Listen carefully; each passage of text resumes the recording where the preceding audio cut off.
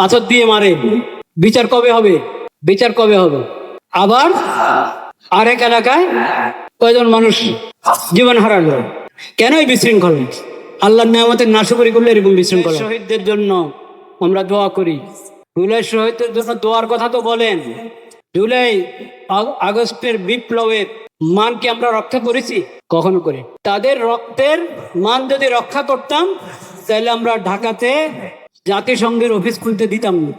এবং এই সমস্ত নাশকরির কারণে যে বিপ্লবের পরে কিছুটা শান্তি এসেছে দেশে, ওই বিপ্লব আল্লাহর একটা নিয়ামত ছিল। ওটার পদ্ধতিতে কারো কোনো ভুল ছিল সেটা ভিন্ন কথা, কিন্তু সার্বিকভাবে যেই ফলাফলটা তা আমি বলছি, একটা নিয়ামত ছিল যে একটা শান্ত হওয়ার একটা সুযোগ বের হয়েছে, কিন্তু সেই নিয়ামতের আমরা নাশকরি করেছি। এখন আবার দেশে বিশৃঙ্খলা দেখা দিচ্ছে কিনা, পাথর দিয়ে মারে, বিচার কবে হবে? বিচার কবে হবে? আবার আরেক এলাকায় কয়জন মানুষ জীবন হারালো।